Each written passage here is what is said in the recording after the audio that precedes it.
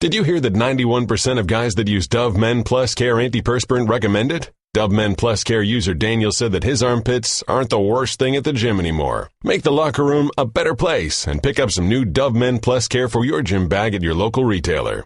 Finally, after all the hype, all of which was self-serving and most of it thoroughly distasteful, two men will step into a ring in Las Vegas tomorrow night and settle absolutely nothing. Booger McFarland is in for Golic today, and here is the question, Booger, that I have for you is, I guess it's really two questions. One, are you going to buy the fight as I am? And B, do you feel like an idiot for doing it as I do? Well, no, I'm not going to buy the fight. I'm going to be a little bit smarter than you. I'm going to go over a friend's house. They're buying the fight and they're cooking. And they invited me and my wife, so we're going over to enjoy their fight on their TV with their ribs and chicken. Fair enough. That's well played in every conceivable way. But let's just say, for the sake of argument, you were like me and had no friends, and you were thus quarantined to your own home. Would you buy the fight? Well, I guess what I'm trying to ask you is, everything inside of me says this thing is it's a sham, it's a joke. They're making a mockery of at least one, if not two sports, and they are two people that are impossible to root for. Conor McGregor has done the impossible over the last few months, and that is that he has made me root for Floyd Mayweather, which I didn't think I had it in me to do. And yet I'm going to watch it. There was something about this that has drawn me in a way that I cannot explain, in a way that I think will make sense to anyone but myself. But I can't not watch this. You know, Green, I think it's a couple of things. I think it's where it falls in the sports calendar. I think right now NFL football hasn't started. The big weekend in college football is next weekend. So it falls at a time on the sports calendar when it's very easy to look at and very easy to watch. And then number two, it's always about the what if, man. What if Conor McGregor somehow lands a punch? What if Floyd is slipping on his game? Just what if? I think back to some of the great sporting events that we missed or I missed just because you say, yeah, I know what's going to happen in that one. Mike Tyson, Buster Douglas. Right. Okay. The U.S. against the Soviet Union. You say, yeah, I already know what's going to happen. And you miss something that's absolutely historically great. What if it happens? Now, I agree with you. I think it's going to be just a snore fest. I think Mayweather is the greatest fighter of this time. I think he's a guy who he's made a living on defense. He's been a defensive fighter his entire career.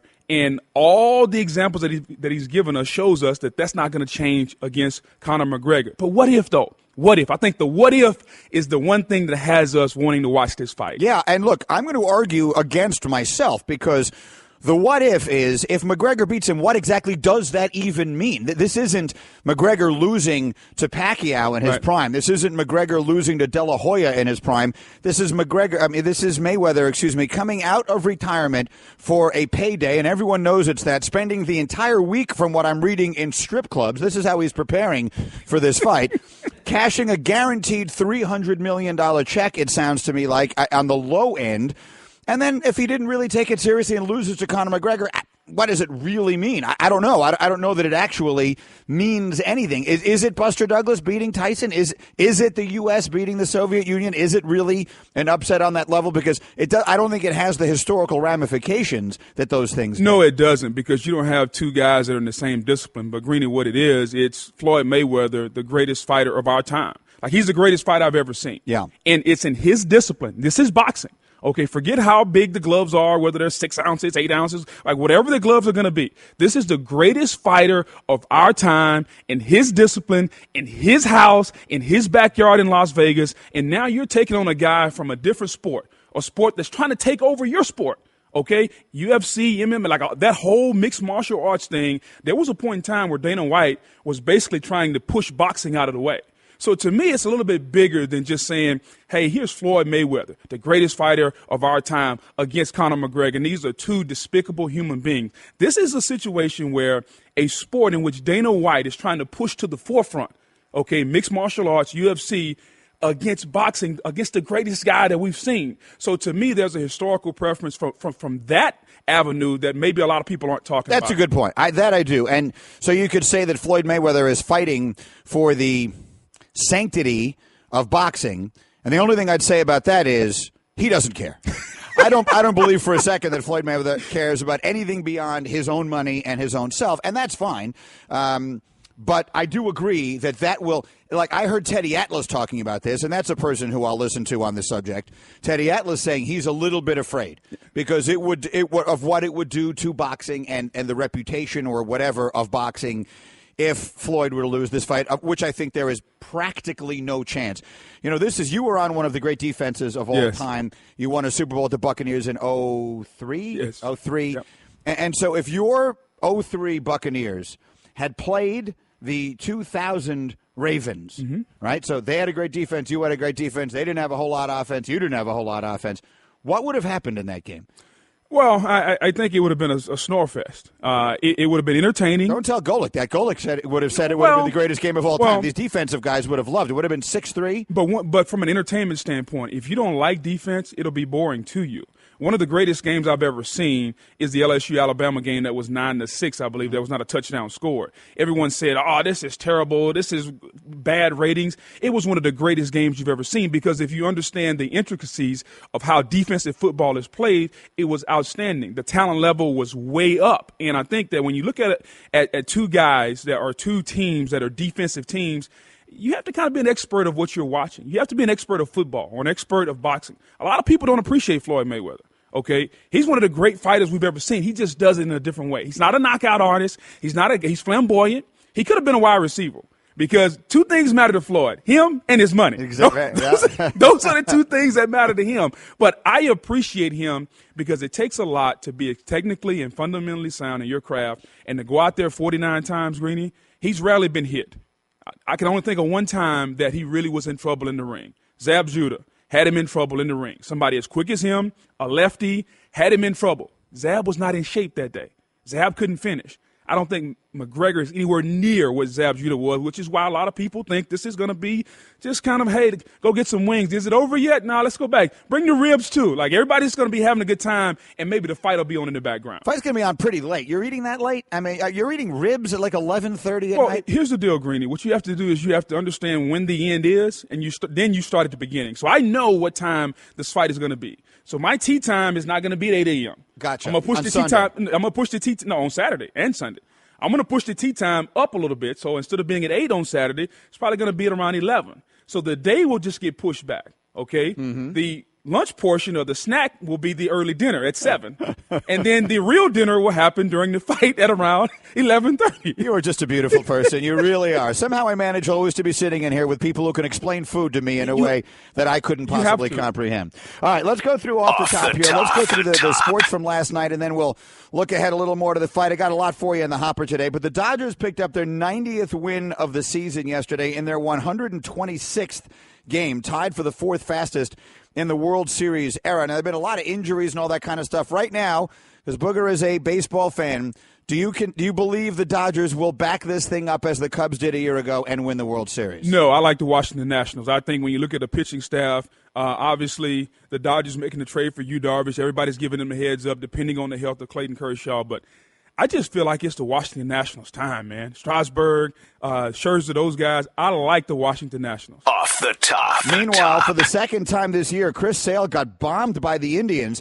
The Red Sox and Indians are very likely to meet up in the first round of the American League playoffs. And Chris Sale, who will probably win the Cy Young Award, has a 2.32 ERA against everybody else, has an ERA of over 14.5 against the Indians. So how do we explain that? It's two starts. So do you chalk that up to just 2 bad days, or do you look at that and say, Booger, they've got his number. They take game one of a playoff series in a huge win against Chris Sale. Well, Green, I'll take it a step further. In his career, Sale is 5-8 with a 4.78 ERA against the Indians. That's his highest ERA against any team that he's faced 3 or more times in his career. So maybe it is just the Indians. I know one thing. If Boston is going to go where they want to go, which is the World Series championship, Sale and David Price have to be at their optimal level.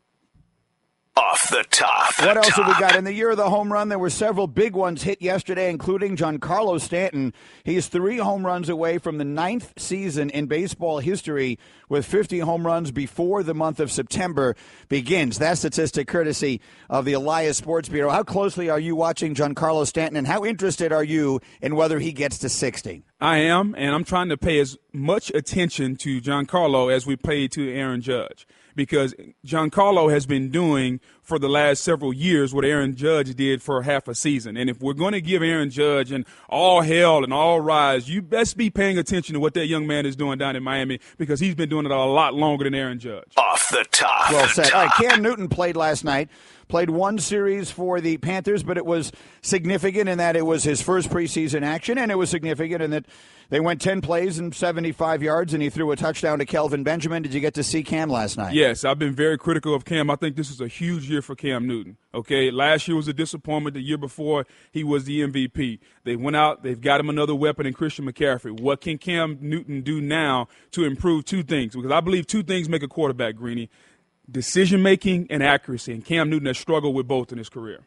Off the top. Much more football as we continue, but finally the wagers are rolling in on Floyd Mayweather. If you heard earlier this week, we had Jay Root on from MGM telling us that Vegas had an enormous liability if McGregor were to win, because they just couldn't find anybody to bet on Floyd at the numbers that he was sitting at. Well, now they got two huge bets in Vegas, $1 million bet and a $1.2 million bet on Floyd. So my question to you is, if you had to bet an amount of money on this fight that mattered to you, would you even consider putting it on anything besides Mayweather winning in the first 3 rounds? That's where the shortest odds are. If I told you right now you could get good odds on McGregor still to be standing when the 4th round starts, would you take it? Yes, because Floyd. 4th round? Yes, because Mayweather has never been a guy who wanted to come out and finish you early. A defensive fighter allows the fight to come to him. And this is what's going to be kind of tricky about this fight, Greeny, is because Floyd Mayweather is one of the best counterpunchers out there. Well, in order to counterpunch, the other guy has to come at you. Is Conor going to do that? Like, we don't know what kind of boxing style Conor has because we've never seen it. So that'll be an interesting part of this fight. Off the top. And that is Off the Top with us. Mike and Mike Booger McFarland's in for the big fella today. We are presented by Progressive Insurance. You could save hundreds on your car, your business, or your recreational vehicle insurance from a local independent agent. Go to Progressive.com today. Now that's Progressive. But before, you know what, let me get to the fight here, and then I'll bring in the fact that, stunningly, you are a man who lives in Florida, and yet you seem to be afraid of water in ways that afraid. You're afraid of water. No, I just like to be prepared when water's around. Here's the thing. All right, so now we're going to go there. So I've joined this new golf club, and I cannot wait to bring Booger there. Yes. And it's the Bayonne Golf Club in Bayonne, New Jersey. And the way that you get there from New York is you take you on a little ferry. Yeah. They have a boat that takes you there, which has become a very common way for people who live in New York or who live in New Jersey and work in New York to go back and forth rather than drive through a tunnel or over a bridge. They have all these boats going across the Hudson now, which is great. And so I'm telling them about this great boat we're going to take. We're going to go over there. We're going to play. We're going to have a great time. And your first question to me was? Do they have life jackets? Life jackets. It's a ferry. It's a ferry. It's on water. We're not going like on a little putt-putt boat. It's not going to be like you and me, and I'm not pulling on the thing. Greeny. There's going to be a guy driving it. There's a bar on the boat. I mean, this is what we're talking about. Here's the one thing I can guarantee you. This little ferry is not as big as the Titanic was. No, I understand The Titanic went down, Greeny. In the middle of the ocean. We're in the Hudson River. No, the Titanic went down. I got that. And so I'm telling you that no matter how large or small the apparatus is, it can go down. Here's what I'm telling you. My man Tommy isn't sinking to the bottom of the Hudson River, and if he did, we could see it. It's the Hudson River. Listen. Okay? You could swim from one end to the other in like 10 minutes. Stop right there. Did you see what was the name of the movie, Sully? Yes. That's the body of water I'm talking about. I understand that. Stop right there. So you said one thing that's, although I can survive, swimming is a little iffy. I'm a survivor. Swimming is the challenge. Yeah, well, exactly. I'm not afraid of the water. Like, I get in the water. I have a pool in my backyard. Yeah. My pool is 6 feet deep, so I can go to the bottom and stand up. When you custom build a pool, you build the pool to your specification. It's a wading pool, basically. No, it's 6 feet deep. I go to the bottom and stand up. And my kid's like, Daddy, you can't swim. I was like, no. It's like, why are you in the pool? So I had to explain to them how I can get in the pool and play with them all day, and we can have some fun. So that's good. Obviously, water safety is extremely important. Yes. But let me ask you this. You're getting on a ferry. To be clear, this is a large boat. It is not a small boat. Okay. And your first question is, where are the life jackets? Yeah, where are the life jackets? When you get on an airplane, is your first question, where are the parachutes? No, because I know the lady is going to tell me they're under the seat, and then the oxygen mask is I don't know where down. the parachutes are. There's no parachute under your seat. Not necessarily a parachute, your but seat life is a jacket. flotation device. Whatever, Greeny, but I know where the things are going to help me survive. I know where they are. If we have to jump out of this plane in the middle of the flight, there are probably parachutes. I don't know where they are. I mean, the plane has flotation devices. I'm assuming the boat has them also. So it's not a crazy question for me to ask, where are the things that are going to help me survive if we have a situation that we are not looking for? I'm not suggesting that it isn't a normal thing for you to want to know. I am suggesting that when I'm telling you with excitement about my new golf club and I love how it. We're going to go over there and play, your first question is, do they have life jackets on the ferry boat? That being your first question, before you ask me about the fairways, the greens, or anything else, that strikes me as a tad on the afraid side. I know you're a man of great taste, so I have no idea that the fairways are going to be pristine. The golf course is going to be lovely. The greens are going to roll. The greens, the greens are going to roll 13, and we're going to play the new TP5 and TP5X. I have no doubt about all of that. Correct. But the one thing I am concerned before we get, if we never arrive to this Bayonne Golf Club, we can't play it. I understand. I have to arrive safely, which is why I'm asking about the boat. If somehow the ferry sinks in the middle of the Hudson River with the Statue of Liberty right above us. Yes. Okay, I think we'll be just fine. Mike and Mike presented by Progressive Insurance. We're going to have to get some sort of psychiatric assistance from Mr. McFarland today. And we will also have on the Shell Pennzoil Performance Line among our guests, DeMaurice Smith, the Executive Director of the NFL Players Association. There are a bunch of things I want to ask him about, primarily. I saw a bunch of people debating yesterday whether or not there is any legal remedy for Colin Kaepernick, whichever side of the Kaepernick debate you fall on. Right. And you and I have talked about this. I thought your tweet yesterday was beautiful, actually. I really did. Let's actually get into that a little bit in a minute. But whatever side of the Kaepernick debate you fall on, I am fascinated by the question of, is there a legal remedy for him? I believe that what we have here, this is my own personal opinion, is 32 individual blackballings. I believe he's being blackballed. He is not being blackballed by 32 teams. He's being blackballed by 30. He's being blackballed 32 times, once apiece, which is different. So if I thought the owners had gotten together and all taken an oath, and pricked their fingers and signed it in blood and said none of us are going to sign him, then I could see where there would be a legal remedy. If each individual owner is just deciding I don't want him on my team because I don't like what he did or because I don't feel like inviting whatever controversy it's going to bring or whatever the reason is, I'm not expert enough to know if he has any legal remedy or not. And I've seen a bunch of people arguing on Twitter, both some saying yes and some saying no. So I don't know what the reality of it is. But D. Smith will know because he is a lawyer and he runs the union. So I am really looking forward to asking him that. Well, I don't think there are any legal ramifications because you have 32 clubs that have the right to pick and choose who they hire. This isn't a situation where legally, they are doing something they are not allowing him to. That's what I'm asking you. I don't know because they have the plausible deniability that he's not so good at football, that if he was Aaron Rodgers or something. But here's the thing: they cannot argue. No one could argue that there are however many quarterbacks there currently are employed by the National Football League. Probably around 90. No one could argue that he's the 91st best quarterback in the world. That's not a real argument. Correct. So the thing is, they couldn't not let him play because he was black. They couldn't not let him play because he was gay if he was gay. They couldn't not let him play for a lot of other reasons, right? There are laws prohibiting that even in a private enterprise. So I don't know where that ends. Do you know what I'm saying? I'm not a lawyer. I don't pretend to be, so I don't have the answer to that. But there certainly are some employment laws that would protect him. So my question is, in this case, where they seem to find him, I'm not even sure what word it is. Can you prove that he's being discriminated? Correct. That's the question. Can the union do anything? No, I don't know. No. I mean, my logical sense says I agree with you completely. Right. But if that is the case, then the union can't do anything. Here's where we are on Colin Kaepernick, in my opinion. I think we've gotten to a point where, at its height, everyone was paying attention and everyone wanted to see where it went. Then it went through a long period of time where there were a couple of opportunities out there and no one signed him, namely the Baltimore, namely Seattle. 2 opportunities where there was a little buzz that Colin Kaepernick may get signed by Seattle, may get signed by Baltimore, and nothing happened. And then something very interesting happened. You had the first really owner come out and really admit, Steve Bisciotti admitted, I'm torn. He even asked for prayer.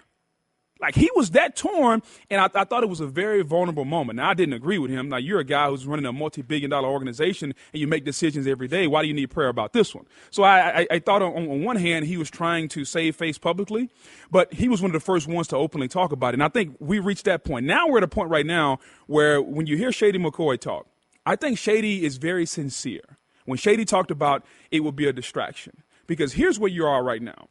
If you don't need him on your team, the moment even if you need him, the moment he shows up, everyone's got to start to answer the question. And I'm not a big distraction guy. I think distractions for professionals are really an excuse. You're a professional. You're a grown man. Deal with it. So that's the way I believe in distractions. But I think Shady McCoy brings a point. If you do not want to deal with the Colin Kaepernick circus, it's not a distraction. It's just an added responsibility that his new team would have. And I think some of the guys have enough on their plate right now that they'd rather not deal with that. And that's not anything against Colin Kaepernick. I think we've reached a time right now where guys are like, I'm not going to say they're tired of it, but guys are like, we've been doing this for 6 months. Okay, let's go play football right now. It's obvious what the NFL owners are doing. They don't want him on their team. That's obvious, okay? I don't think it's 31 blackballings or 32. I think for different reasons, different teams have said, you know what, he's not a good fit for us. Okay, New England's reason may be different than Jacksonville's reason. That's different than the New York Jets' reason. But everybody has their reason. And I think people right now are just at a point where saying, you know what, we know he's not wanted. The football players are just saying, let's go play football. Some of the activists are even getting tired of it. Listen, I don't know if they are or they aren't, but what I do know is that if he wants to play football, he's not being given the opportunity to do it. And I'm really curious to know whether the union that represents him has any way do you think of that's fighting going for to change? him. No, Is I that don't gonna think change? so. Exactly. No, I don't. But Right. that's why we'll ask him, Right. what can you do? The answer I don't think he'll say the answer is nothing, that we can do nothing. But I'm curious to hear what he thinks they can do, because I don't know what the answer to the question is. I think the union can do almost nothing. But we'll find out. That's the reason to have him on. And on top of that, with D. Smith has got some other things that he's got to deal with, because there are rumblings amongst the players, both past and present, that this new election that's coming up, this guy Cyrus Mary, there are a lot of rumblings that, like, D. Smith he's going to have his hands full with this election, especially if it gets to that point. Yeah, we're a long way away from the next collective bargaining agreement. So, yeah, there's that on the table as well. So we'll do all that as the morning continues. We got Booger here. We're going to make sure that he's comfortable on any boat or any sort of aquatic device that we can come up with. Floaties would be nice too if we'll they have those. We'll get you a pair of floaties. I can't imagine how big the floaties would have to be. I don't have enough air in me to blow up the floaties that would keep you afloat. Hey everyone, Mike Golick here. Support for the Mike and Mike podcast comes from our friends at Rocket Mortgage by Quicken Loans. Chances are you're confident when it comes to your work, your hobbies, your life. Rocket Mortgage gives you that same level of confidence when it comes to buying a home or refinancing your existing home loan. Rocket Mortgage is simple, allowing you to fully understand all the details and be confident you're getting the right mortgage for you. To get started, go to rocketmortgage.com/Mikes. Equal housing lender, licensed in all 50 states, NMLS, consumeraccess.org number 3030. Guys don't really talk about antiperspirant. Despite that, 91% of Dove Men Plus Care users recommend it. Here's what they said. It blocks the, perspiration, I think is the fancy word. It's comfortable. It smells nice. My girl likes the smell. Well, it's hard. I think it's quite masculine. My underarms aren't the worst thing at the gym. It's kind of like the Hoover Dam from my armpits, I guess. Dove Men Plus Care antiperspirant. Tough on sweat, not on skin. All right, well, Mike Booger McFarland is in for Golick today. A lot of Twitter reaction on a variety of different topics in the 1-800-Flowers.com Twitter feed, and a lot of it has to do with the life jackets on the ferry and the parachutes on the airplane. So Aaron tweets, you cannot jump out of a commercial flight from 30,000 feet even with a parachute and survive. I'm just going to take Aaron's word for that. I really, I really don't know, and I'm hoping that I never have to find out. Exactly. I did not think it was a bad comparison to make. If you get on a ferry, a large ship, like have you ever been on a cruise, like the Love Boat or anything? Yes. So do you ask where the life jackets are? Yes. You do? The first time I took my kids on a Disney cruise, I wasn't terrified, but I did tell I guess you call it the ship cruise director, like he came around and was real, happy and jolly. And I was like, hey, by the way, do they have life jackets in every room? And he just started laughing at him. He's like, yeah, they do. So, yes, I need to know where they are. Yeah, what happens, I think, is that Mickey Mouse comes and hands them out in the case of any problems. You have no issues. One of the animals does. Little But Talawa. Why do I bother reading? Stop giving me people's handles if they're confusing. Just don't read them. The Staten Island ferry went down in New York just a few years ago. Boom, right there. There it is. I do remember that. Yes. But when the Staten Island ferry, you have to understand, like you could just grab onto the Verrazano Bridge. I mean, you have no idea how narrow the body of water we're talking about here is. Greeny. Yeah. I need a life jacket. Okay, we'll get you. We'll get one with your name on it. David Johnson tweets: if the ferry sinks, Greeny will take Booger's life jacket for his clubs. I won't have to because the clubs stay there. But yes, in the event of emergency, save the new putter. Exactly. I've got a new putter right now that if that thing goes down, I've got a real problem. I like it. And finally, Martin Cam tweets: surprise, no parachutes on planes, but all ferries are required to have life vests. No reason to worry as signs are posted. Love it. All right, so we will make sure you get there safely. Can't wait. No problem. Okay, strangest headline ever. I can't believe this actually happened, but it is actually a screen grab. So yesterday at the Indians game at Progressive Field, they put up, like a This Day in Indians history. Right. Anyone who's been to a baseball game knows they put stuff up there between innings to keep you occupied, and you might be trivia questions and all that kind of stuff. So they put this up there, and we looked this up. It's actually happened. Not that I would have questioned the veracity of something that was on the scoreboard. On this day in Indians history, so August 24th, 1919, Indians pitcher Ray Caldwell was struck by lightning with 2 outs in the ninth inning and the Tribe leading the Athletics 2-1. Caldwell was knocked unconscious, then revived, went on to retire Joe Dugan on a ground ball to end the game. That is the strangest thing I've ever heard in my entire life. The story then goes on to say the Society for American Baseball Research has a lengthier story. After the game, Caldwell told the Cleveland Press, the lightning strike, quote, felt like someone came up with a board and hit me on top of the head and knocked me down.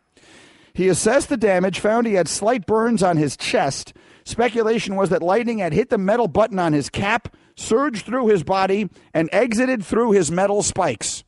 Wow. So this guy got hit by lightning with 2 outs in the ninth.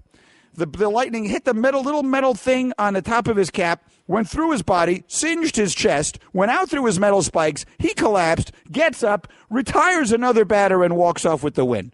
If I didn't know any better, I'd call that fake news. Well, I mean, what do we – I can't – I have a hard time believing they would just be making this up. This was Ray Caldwell. It was August 24th, 1919. Greeny, there was a guy who got struck by lightning on the tarmac in Florida, and he got severe burns and had to go to the hospital. Not only did he not go to the hospital, he's out there throwing sliders. Yes, apparently he retired Joe Wood to end the game. Now, I don't know if he would have stayed in there if there were multiple innings left. But right. I mean, this was a time when pitchers finished games. Yeah, they took it awfully seriously back then. I don't care if I got hit by lightning, knocked unconscious, and I got third-degree burns on my chest. Right. I'm not leaving this game until there's 27 outs. Yeah, and then he probably threw 7 innings the next day also. Absolutely. That's what they did. So, I mean, that's it. These guys can't even pitch every 4 days anymore. This guy was getting hit by lightning. Look, we've got for those of you watching on ESPN too, we've got the newspaper stories of it. Thunderbolt puts Ray Caldwell down, but he wins game. Where's the players union when you need them back there? Seriously.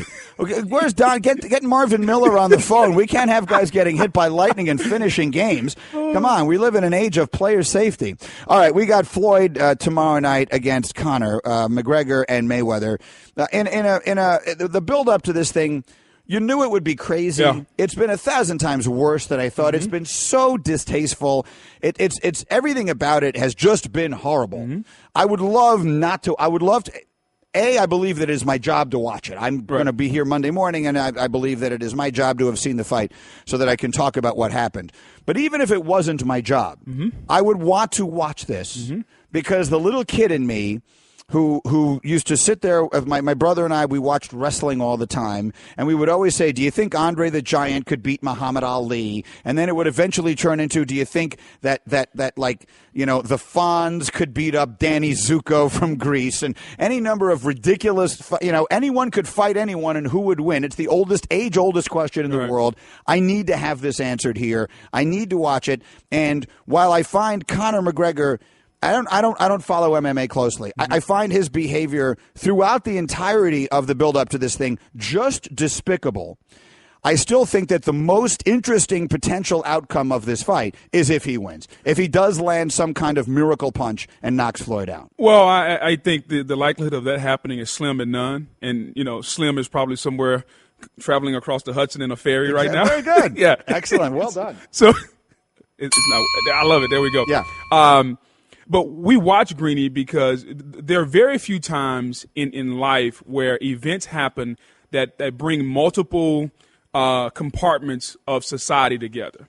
Usually everybody kind of sticks to their thing. If you're a football guy or you're a basketball guy or whatever you are, this is a fight between two guys from two different countries, two different genres in sports, and neither one of them are really that liked. But from an entertainment standpoint, it's late at night, especially on the East Coast, and it's going to bring a group of adults together who we're going to pick one side or the other. Yeah.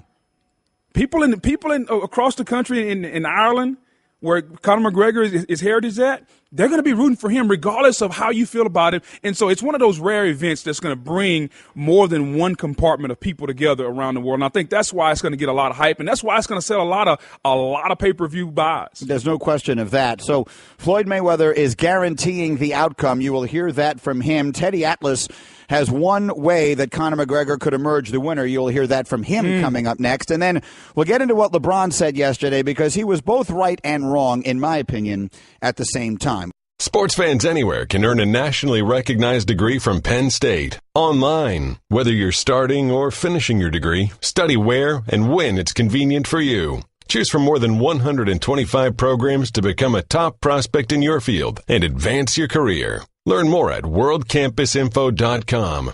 Penn State World Campus, a world of possibilities. Online. Visit worldcampusinfo.com today. That's worldcampusinfo.com.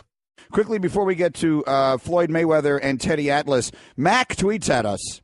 Because, again, Booger is afraid to go on the ferry with me to my new golf club. He's afraid of the ferry. I'm not afraid of the ferry. I just want to know where the life jackets are. There's a difference in those two things. And Mac tweets, if the ferry sank, would Greeny let Booger on to the floating debris? I hate this movie. I hate everything about this movie. Nothing more than this song. This is the most annoying song in the history of songs. Yes, but answer the question, though. Listen, you take up so much more space than Leonardo DiCaprio. He's got this huge floating piece of like half the boat is sitting there in the middle of the ocean. Would you let me on? If there was room, I'd let you on. Would you grab my hand and let me on? With the rain coming down, would you save me? Was that actually rain, or was that just like the ocean flying around them?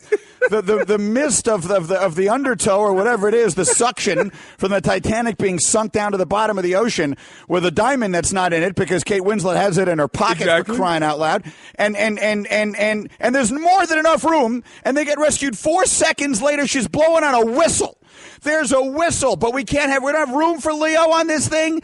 It's the most ridiculous ending to a movie that just goes on forever. If this is a spoiler alert, I'm saving you 4 hours of your life that you will never get back, because the movie is 3 hours long, and you'll spend the next hour being furious at yourself for having wasted those 3 hours. So I'm actually saving you 4 hours.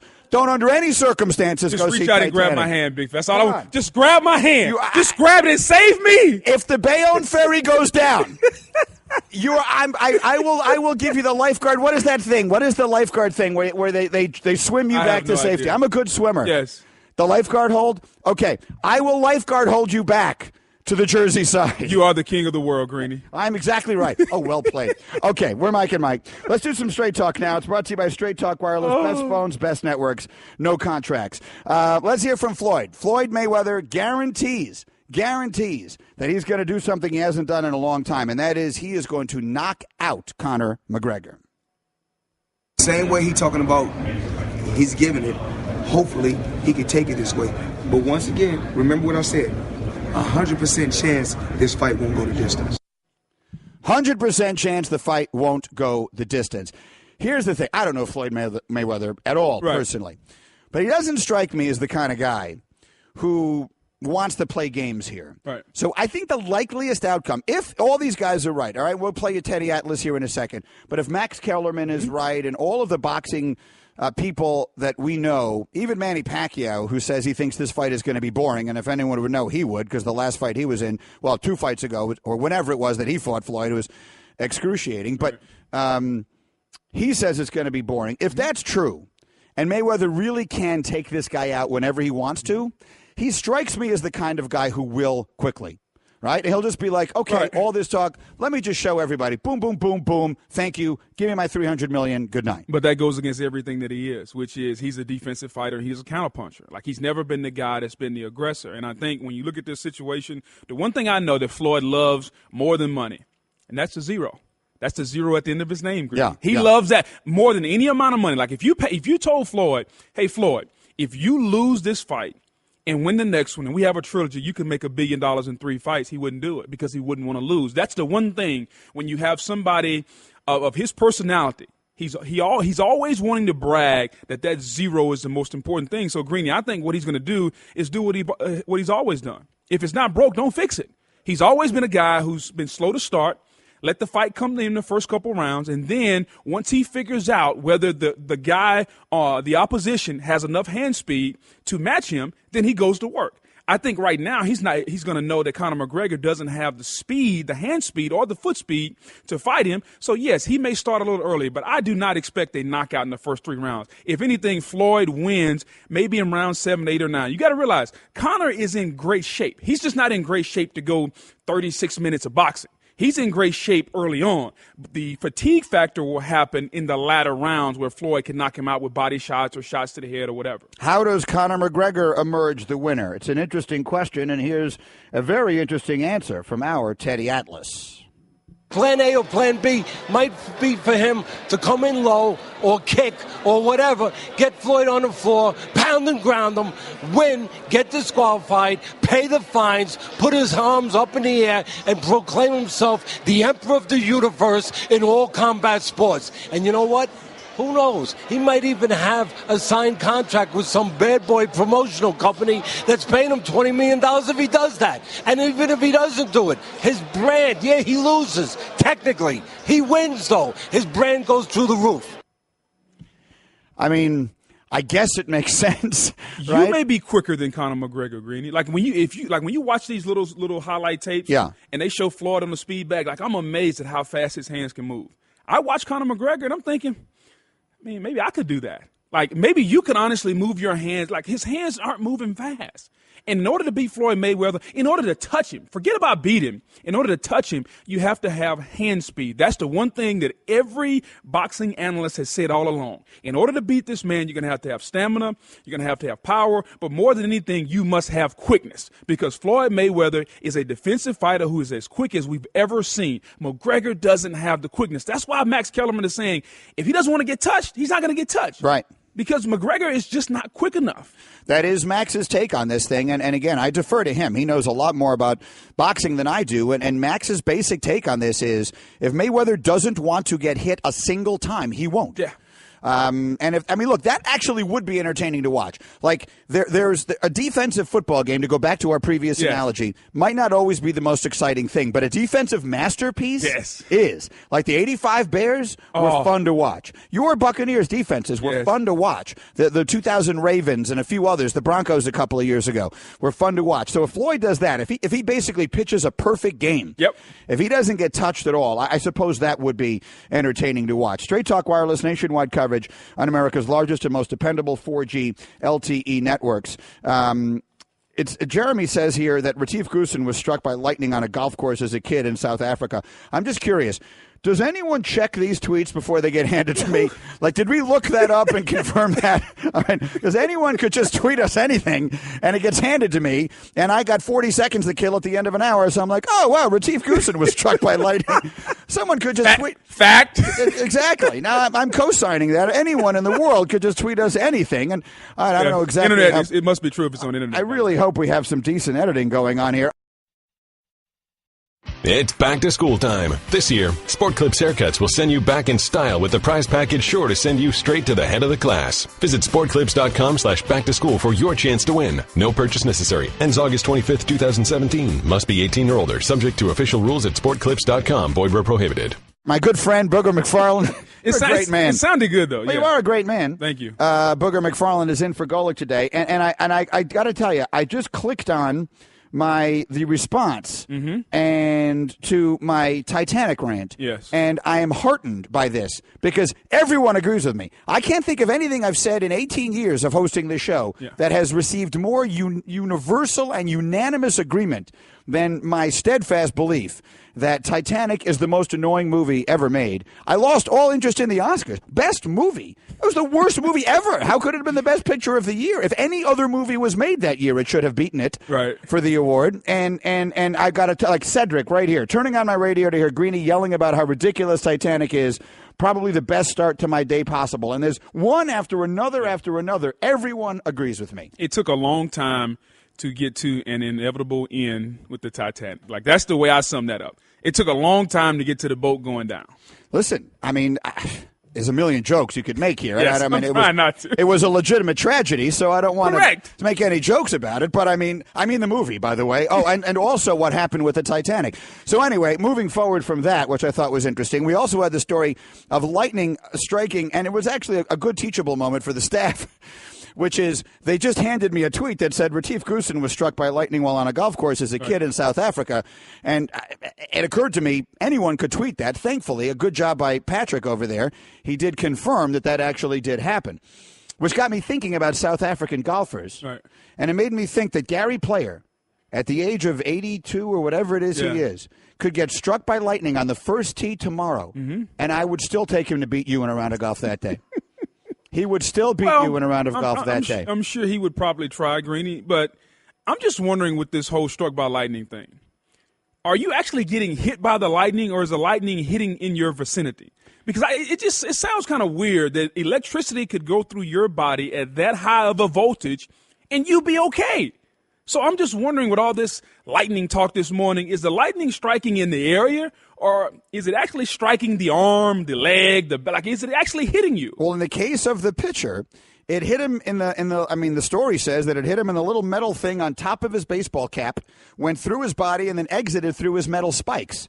So the answer here, I guess, is to always be wearing metallic shoes in a thunderstorm, because that way something good might happen. We do also, by the way, have just the way Gary Player says your name. Booga. That's not a long enough version. I need to hear a little more of that. Booga. I now call you that sometimes also. I just like the way he said it. And I loved it when he said that having watched you swing was like watching a cow giving birth to a roll of barbed wire. You just love that, don't you? Okay, there's nothing funnier ever. Okay, let's move on. LeBron James. So I assume by now most people saw LeBron's series of tweets yesterday that were designed, I think, to defend his new teammate Isaiah Thomas and, in general, NBA players who are free agents who leave from one team to go to another. And, again, in the case of Isaiah Thomas, he wasn't.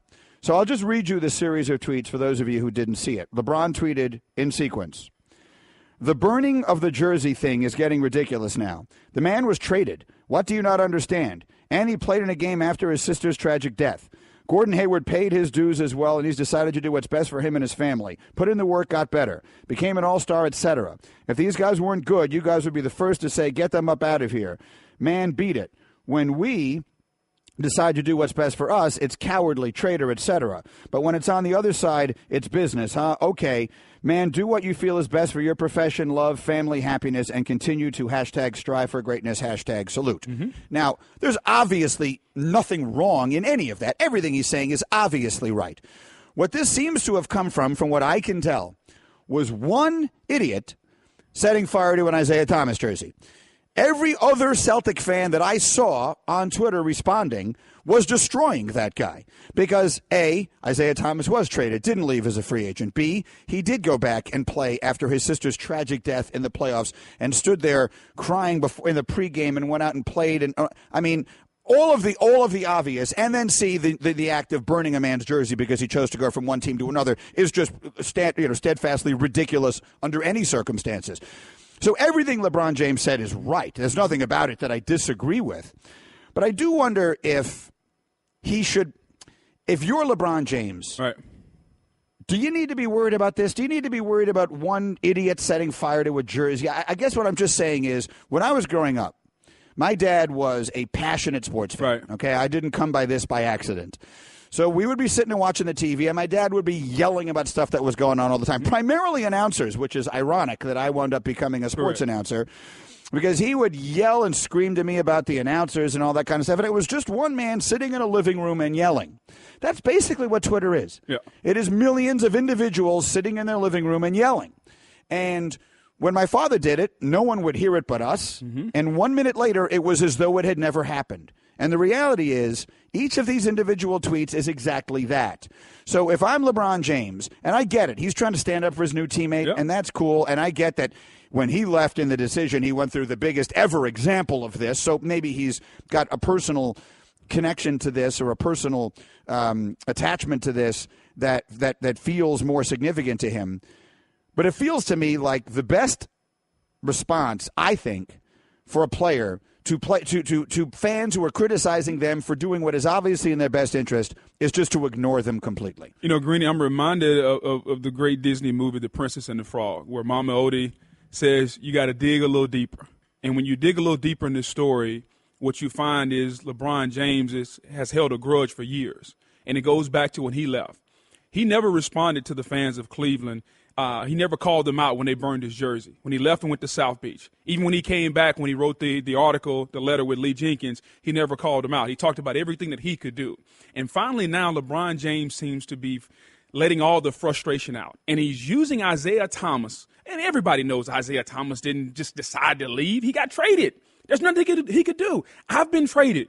You get a phone call, hey, this team wants you, you move on. So LeBron knows that. The fans know that. The fans are just using their emotion in burning a jersey to show that. But when you dig a little deeper in the story, you understand, or at least I think LeBron is finally letting out all of his emotion and all of his frustration from years ago when the fans burned his jersey, when the fans called him out, when the fans were burning 23s across the country. And when they put the Kyrie Irving jersey down and LeBron James laid the letter that said, hey, I love you, all that good stuff, to me, he's trying to send a message. Players change teams. Players go different ways. Players move on. But this is a situation that shouldn't happen, and I'm still a little frustrated that it happened to me years ago. The being traded part. Being traded, burning his jersey, all that good stuff. So he's letting the grudge that he's held for a lot of years with the decision. I think he's finally letting that go, and he's using Isaiah Thomas as a conduit and this whole thing right now to let his frustration go. That's fine. You know, if that's what he's doing, then fine. And again, I don't disagree with a word that he wrote. Everything he wrote is right, but I also think most of it is obvious. I mean, most normal, rational people understand all of that. Yeah. And, you know, it was Jay Billis who once said a very smart thing to me, and I think this applies in life to all sorts of things, and that is don't punch down. Like, the person who tweeted that, the person who set fire to his jersey, and you know what? You're going to do this stuff publicly. His name, from what I can tell, is Kyle Gordon. And he has since deleted the tweet because the entire world, including a ton of Celtic fans, I saw a bunch of Celtic fans tweeting back, oh, great, now they're going to blame this on all of us when just this one moron set fire to this jersey. But you're LeBron James. I mean, you're like the king of the world. Leonardo DiCaprio said it in the Titanic, but LeBron James actually is it. Right. So what are you worried about? One moron and what he thinks. That's what I'm saying is it feels to me if you're going to take the time out of your day with all the different things. I sat and watched LeBron running up and down the court 8 times in a row, dunking a basketball. Did you see that? The video I saw that he posted the other day? Great cardio. I was exhausted watching that. Yes. All right. The man is one of the, I don't know, 3 or 4 greatest basketball players that ever lived. He's on the verge of being a billionaire. He has business interests that are actually revolutionary. He may wind up changing the paradigm for athletes in America off the court even more than he does on the court. He's extraordinarily socially conscious. He's putting thousands of kids in Akron into college, from what I can tell. He's got a lot of things going on. In my opinion, he shouldn't be worried about whether one moron is setting fire to a jersey or not. It matters, though, that's the advice I would give to him if he asked me, and of course, I think he probably will. Greeny, as a former athlete, here's the thing I can tell you. No matter what we say about not hearing the noise or not hearing what fans think or writers think, we hear. And we all want to be liked. So LeBron James is looking at one fan as a microcosm of what a lot of fans think. And he's saying to himself, you know what? When I left to go to South Beach, this is what they thought of me.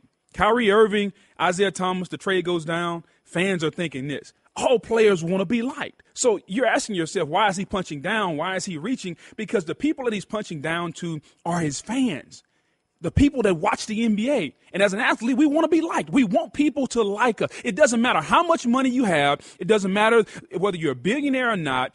As an athlete, as somebody who is an entertainer, for people to watch, we want to be liked. But he is liked, ridiculously liked. That same fan who said fire to the jersey, if he ran into Isaiah Thomas in a restaurant tomorrow, would be begging to take a picture for an autograph. with him. Yeah, exactly. Absolutely. Exactly. He'd be like, hey, man, I love you. Thanks for everything you did. Can we take a picture? Yeah. That's just, this is nothing. This is meaningless nothing. Right. And as far as the rest of it is concerned, look, I'm 1/millionth as famous as Isaiah Thomas is, right?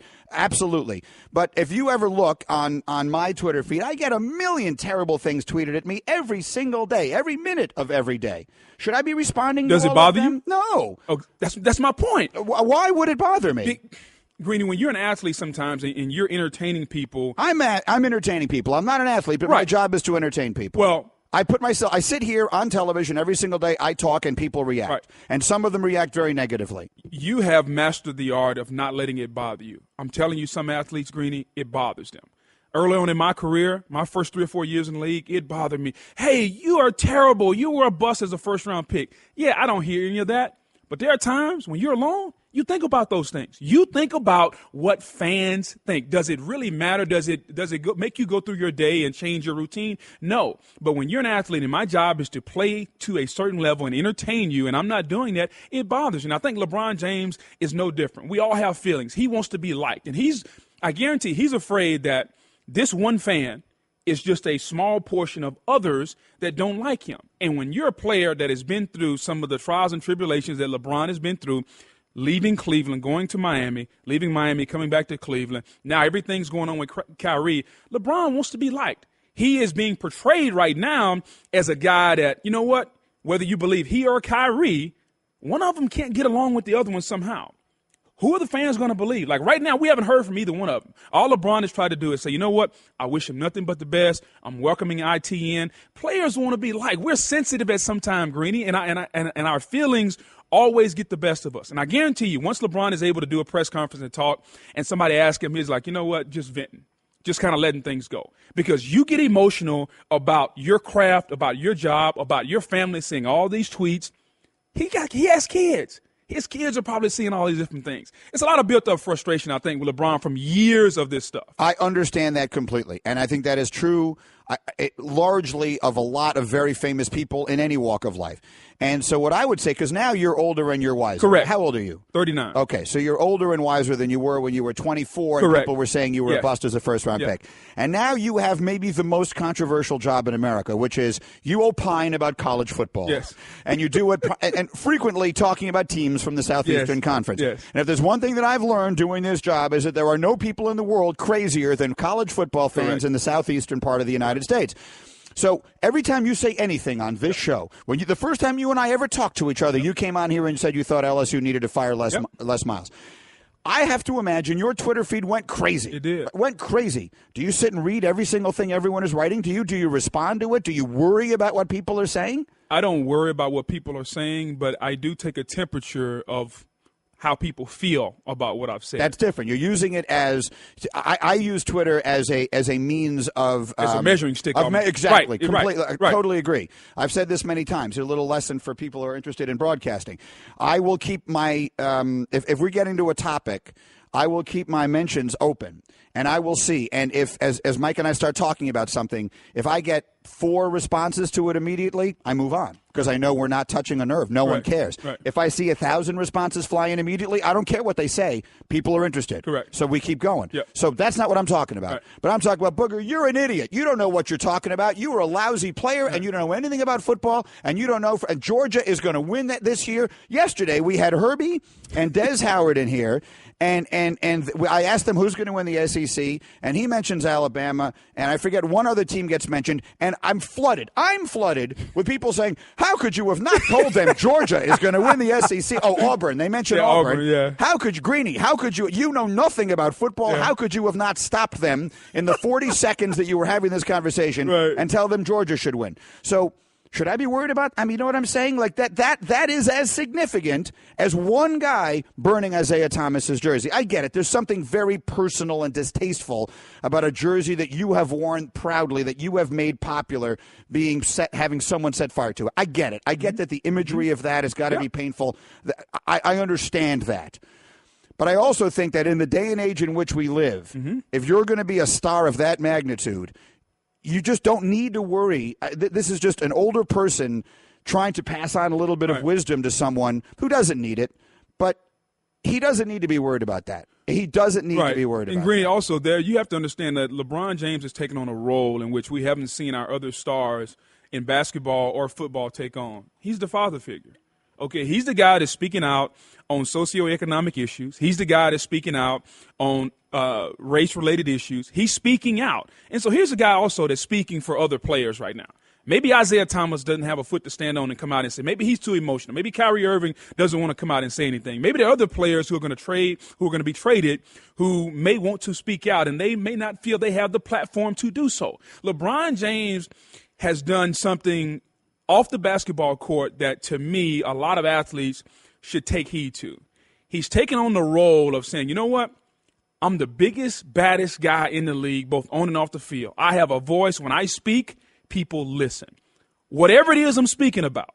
And so now he's speaking not only for himself, which I think he's doing going back to the decision. Yeah. I think he's speaking for a lot of players who are going to change teams throughout the years. Hey, these guys don't deserve this. All right? He got traded. He didn't just go in there and say, hey, let me get out of here. He got traded. So let's have a little compassion, even though theoretically you shouldn't care what the fans think. But I'm telling you, man, as an athlete, we think about these things, Greeny, and we all want to be liked in some form or fashion. I totally get it. And I am frequently accused of being the biggest LeBron apologist in the world. Right. So let me make it as clear as can be made for anyone who doesn't know. That's the side of this I'm on. I'm on his side. Right. Everything he said is right. I think almost everything he said is obvious. Many of the things that he is doing right now, again, in the community, how many kids is he sending to college in Akron? Tons. Look at the way he, from the opening of the ESPYs to all the things that he stood up for, all those things are incredibly important, incredibly meaningful. And that's what I'm saying. If it almost just feels to me, again, this is advice that he does not need from me, but if he is wasting 1 second of energy worrying about whether one fan in Boston is upset with Isaiah Thomas, when everyone recognizes that, including 99.9% of the fans in Boston recognize that was an idiotic thing to do. Correct. But if you're wasting 1 second of your energy on that, then that is 1 second of your energy that would have been better served worrying about literally anything else. That's what I'm trying to say. The Isaiah Thomas jersey burning, I agree. What about when they burn LeBron's jersey? What about that? What I get that bothering him. I get it. I get it. I understand he has a terrible attachment to that thing. I mean, the entire city of his youth where he grew up. Exactly. And I understand why it was important for him to come back and make good on that and everything else. I understand all of this. Everything he's ever done makes sense to me. Right. So that's what I'm saying. And if he's just trying to stand up for his new teammate and considers that sort of a way of being the leader of his team, hey, man, come on over here, I got your back, or whatever it is, it's all good. But just as a general rule, it feels to me like somehow the fact that everyone has a voice with Twitter doesn't necessarily mean that everyone's voice matters, right? Like, you should not be worried about what every individual person is saying, because that person 15 years, 20 years ago was just a person sitting and yelling and screaming, and you didn't hear it, and thus it didn't matter. So the fact that they now have typed it and pushed send on it doesn't make it matter anymore. Does that make sense? Well, Greeny, it does, because a lot more people can see it. The person you're talking about in their living room that was just sitting there screaming at the TV, the only person that heard them was the cat sitting next to them in the four walls. Like, nobody else heard them. Now, you send one tweet. I don't care whether somebody has 10 followers. If one of those followers retweets it to someone else who has thousands, that one person screaming with the cat and the dog sitting next to them in the living room, now millions of people can see that. So it's a little different now. It's way different than the guy sitting at home in the living room. I get it. I guess what I'm saying is, for the sake of the sanity of all of these incredibly famous people, they would be better off, in my opinion, treating it like it was just a guy yelling in his living room. Because at the end of the day, that's how meaningful it is. That same guy, I promise you, that same guy, if he runs into LeBron James walking down the street in L.A. tomorrow, is going to go running and screaming and trying to get a picture with him, and is going to tell everyone he knew and post a picture to all those same followers, which will get retweeted by a lot more people, that, oh, my God, I ran into LeBron James. It was the greatest moment of my life. Me and the king here. Exactly right. It's exactly right. Exactly. Hey, selfie. Hey, LeBron. I can't. Hey, selfie. That's pretty much what it'll be. Hey, everyone, Mike Golick here. Support for the Mike and Mike podcast comes from our friends at Rocket Mortgage by Quicken Loans. Chances are you're confident when it comes to your work, your hobbies, your life. Rocket Mortgage gives you that same level of confidence when it comes to buying a home or refinancing your existing home loan. Rocket Mortgage is simple, allowing you to fully understand all the details and be confident you're getting the right mortgage for you. To get started, go to rocketmortgage.com/Mikes. Equal housing lender, licensed in all 50 states, NMLS, consumeraccess.org number 3030. Guys don't really talk about antiperspirant. Despite that, 91% of Dove Men Plus Care users recommend it. Here's what they said. It blocks the, perspiration, I think is the fancy word. It's comfortable. It smells nice. My girl likes the smell. Well, it's hard. I think it's quite masculine. My underarms aren't the worst thing at the gym. It's kind of like the Hoover Dam from my armpits, I guess. Dove Men Plus Care Antiperspirant. Tough on sweat, not on skin. Mike and Mike Booger McFarland is here. Been looking forward to this. It's been a busy summer for the National Football League and a lot of their players and everything as we get set to start a new season. There are some big stories on the table, and here to shed some light on some of those is the executive director of the NFL Players Association, DeMaurice Smith. D, it's Greeny and Booger today. How are you this morning? Hey, Greeny Booger. How are you guys? I'm great. I'm in Hartford, Connecticut. Can almost see you from here to drop my son off at college, and it's all good. That's got to be tough. I mean, I'm 2 years away from that with my oldest, and I can't even fathom. Is this your oldest? This is my youngest. So he's up here. He's on a lacrosse scholarship. He's the baby. Okay, it's a little rough. I'm not going to lie. It's got to be. Rough. I mean, I can't. I have a lot of friends who are doing it this week. Anyway, listen, the best to you and your family first and foremost, of course. But a couple of different things I wanted to get into this morning. And let's start with Colin Kaepernick, because everyone is aware of the issues that surround him. But I am not expert enough to fully understand what, if any, legal remedies there may be. So I guess it's a two-part question. Can the union help Colin Kaepernick try to get a job? And if so, how? Two-part question, very short show. The reality is there's always legal options. They depend heavily on the facts, and they depend on, whether this is something that the player and his union want to pursue. And we've remained in touch with Colin's representatives, and that's an ongoing conversation. We've respected their decisions. We'll continue to work with them. If and when he wants to pursue other things, we will look at those things and give him the best advice that we can have. D, as it pertains to Ezekiel Elliott, obviously the appeals hearing is coming up here pretty quick. What are you guys expecting to come from that, and do you think that there's an opportunity that the suspension may be reduced? Well, we don't ever shy away from representing the interest of our members. It's our duty, and it's something that I take seriously, and I think that it's our job, just like anybody else in a legal proceeding, that they have lawyers that vigorously represent them. So we will head into the hearing. I understand that there was a ruling from the person who's overseeing the hearing early this morning. I'll take a look at it, consult with our lawyers. But look, this is not a perfect system, and one of the reasons that for the third year in a row we're entering the season talking about something other than football is because we don't have a neutral arbitrator like we had in the Ray Rice case. We don't have a collectively bargained discipline system where it's transparent. And I think anytime you have a system that's overseen by a former lawyer from the National Football League and a system that's not transparent, you're going to necessarily end up talking about issues on Mike and Mike about that rather than talking about the start of the season. Yeah, that is the reality. We get it. And this one turned kind of ugly. You're obviously aware of the comments that the league made suggesting that your side had made attempts to discredit Ezekiel Elliott's accuser. They called that shameful. How do you respond to those? Greeny, I think we did. Yeah. And I think we responded, probably around, 12, 13 on a 10 scale. Yeah. I've been a prosecutor for a long time and prosecuted rape cases. And I never thought that the lawyer on the other side who was doing his job or her job representing their client was engaging in some sort of shameful act. It was factually not true. It was a new low, or at least one of several new lows for the league, and we responded the way that we did. But look, I mean, we have a system that the owners have decided that they didn't want to collectively bargain.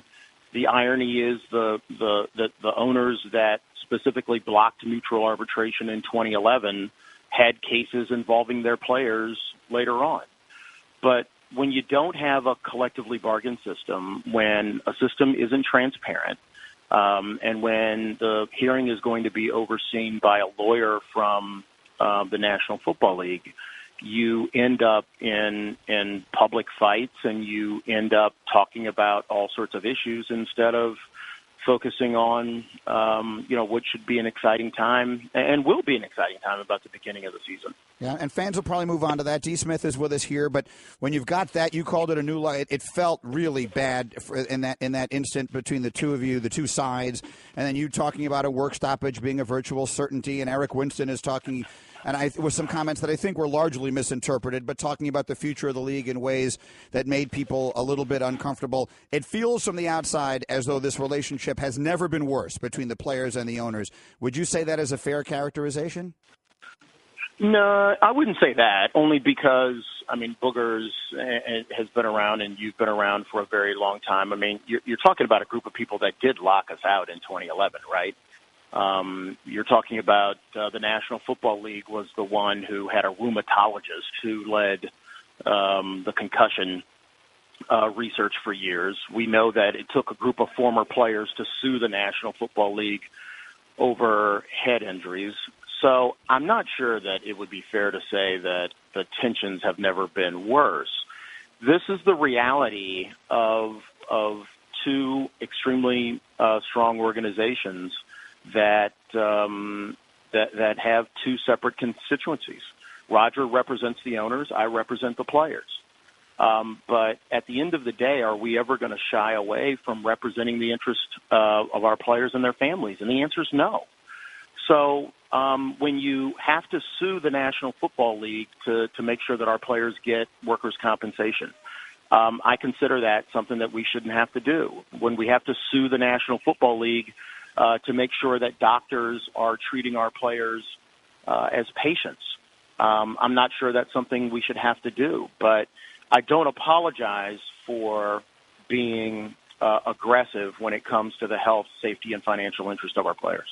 D. Smith, as far as you're concerned with the CBA, Cyrus Mary is a guy that's come up here who's both well-respected inside and outside of the league that could be somebody to oppose you for the executive director position. Are you prepared to openly debate him as we approach March of 2018 with an open process on all the issues? It sounds like you've been talking to Cyrus Mary. That's fantastic. Well, no, D, I'm a former player that's just concerned about the league, D. We have and I'm a person that's got the job of making sure that our players are safe, and we both take those things seriously. We have a process, and I think that if there's someone out there like there has been before who wants to run for the job, that's fine. I wake up every morning knowing what my job has to be, and look forward to it every morning. It's D. Smith with us here on Mike and Mike. I just need to circle back quickly to the Colin Kaepernick issue because we didn't get quite as much out of it as I wanted to. So you say you're prepared to help him in whatever ways that you feel like you can. And it doesn't sound to me like you're saying he's asking for that help from the union right now. In what ways could you help him outside of the obvious? And what is there that can be done in this? Yeah, look, I mean, the reality of any of these situations is, the union has always stood ready to help Colin in any way. And I went out very early, I think the day after he knelt last year, and made sure that he understood, that his camp understood, that our players understood what their rights were, that we were going to defend the rights of any player who wanted to make a free expression that didn't interrupt the game. We stand ready to do anything and to take every action that he wants us to take. I mean, our job as the union is to continue to work with the player and to make sure that we respect the player's wishes and work with his agents to accomplish their goals. And when it comes to potentially taking legal action, it's to advise them and to certainly support their position in any way. And, I mean, I'm being a little bit deliberately coy because I think it's important to respect the conversations that we have that are confidential and private between his representatives and the union.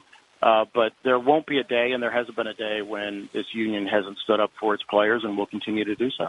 Understood. Listen, D, most importantly, best of luck to you and your family as you send I can't even say it out loud. It makes me so sad thinking about it. Your kid's off to college. Getting close for you too. 2 years away, and I literally, there's just no way I'm going to survive that experience. But one way or another, yeah. You know what you love. You'll love the fact that by the time that day comes, that I know you've done a good job getting them ready for school, and you'll hug them, cry a little bit, but then root for them, right? I guess, but if you would have seen the look on his face just now, D, I'll be so catatonic that I just can't imagine the experience one way or the other. But best of luck to you and your family, D. We'll talk again soon. Thanks very much. Thanks, D. Thank you, guys. Take care. That's DeMaurice Smith on the Shell Pennzoil Performance Line.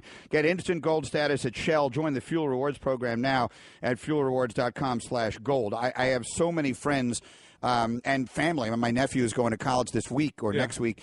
I have so many friends that are going through that. And I lived through it with Golick, with all three of his kids going off to college. That's how long we've been doing this. They're all adults now. One of them is married, and yet I was sitting here when all of that happened. And look, I get it. It's a natural progression in life and all of that, and there's something wonderful about it. Yeah. But my goodness, I'm going to have a tough time with that. Very tough. You sound like my wife right now, and like my kids are 9 and 6, and one's in 4th grade, one's in 1st grade. And on the first day of school, she's like, we got to go, and we got to take the pictures and all that. I'm like, they're just going to school.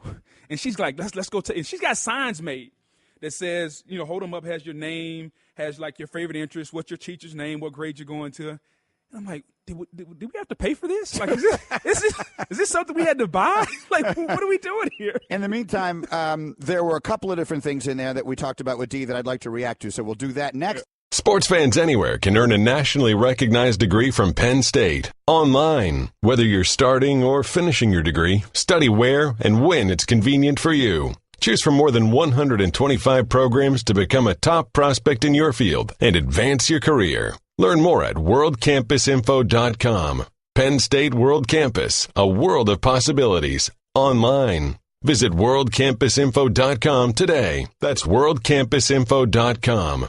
Twitter reaction, again, on the LeBron James discussion and on our conversation with D. Smith. And I always get these. Dan tweets, the discipline system was collectively bargained. The NFLPA just agreed to a lopsided deal, and now they are complaining. Listen, I'm going to offer a defense of DeMaurice Smith and that element of the CBA, okay? And you tell me if this is a fair analogy or not. I don't know very much about playing poker. I know the rules, but I probably wouldn't be very good at it if I tried to play it very hard. But I can tell you right now, you could put me in the World Series of Poker, and I would win all of it. I would wind up the last one standing at the last table with all the money and on ESPN2 and everything else if you told me I had 4 aces in every hand. If I had 4 aces every single time, I'm going to win the World Series of Poker. And that's what that negotiation is. Whoever is negotiating on the owner's side is holding 4 aces, and DeMaurice Smith is not. And whoever replaces him will not be. And you know what? The owners know it. The players know it. The owners know the players know it.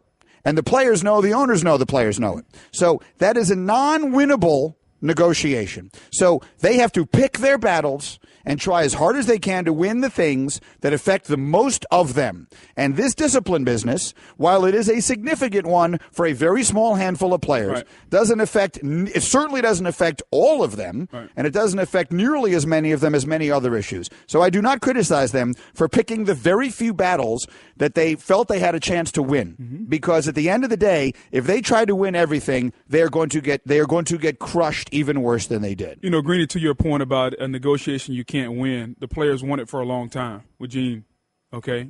The players Greeny, the players were getting 56% of the revenue. Yeah, but that's at its highest point, they were getting the majority of the money. Like the deal that Gene had for the players, and even Gene realized this, that we had reached a peak that we probably never get back to. The key would be once you start negotiating down. So once we start giving money back, what do we get in return? And I think the lion's share of the players felt like we gave money back and we didn't get a lot in return. Yeah. Well, how about all these practices now that aren't there, and you're not smashing heads twice a day, every day in training camp and all through the season, which in the long run is going to have a far greater impact on every player in the National Football League than any of the other things we're talking about. Greeny, the owners could care less about practice. They could care less about practice. The players should care. The players care about it, but was it enough to give back 8% of revenue? That's hundreds of millions of dollars. Like, that's the thing that's going on right now amongst the players. And that's the reason why I asked D. Smith about having an open debate with someone that wants to run against him. Are all those players going to hold out? Are all those players, or are Joe Montana and Mark Gastineau and Lawrence Taylor going to cross the picket line again? I agree with you. That's what happened. And I agree with Golick. And I think the NFL owners have put the players in a situation now that the players can't win. So now D. Smith or whoever the next executive director is has to figure out a way to play with the rules or play the cards that you're dealt, realizing that you're not going to cross that line. Excuse me, that you are going to cross that line. The players don't have a war chest. They're not going to. D. Smith talking about we're going to hold out in 2021. Nobody's holding out. Like, nobody's going to do that again. So how do you figure out how to negotiate the best deal? And I think right now the players are realizing that this current deal that we're under as players is not a good one. So how do you make the best of it? And I think that's the challenge for D. Smith or whoever else is out there, because the players are getting hosed right now. And I think everyone will agree with it. Yeah. And the owners know, and Roger knows that. And that's the issue. And they're just dangling it out there. The owners could care less about practice, what day you report. March 15th, April 15th, the owners don't care. I understand that. They just know that you're going to show up and play on a certain day in the fall. That's why they let you win that one. Exactly. And you will win.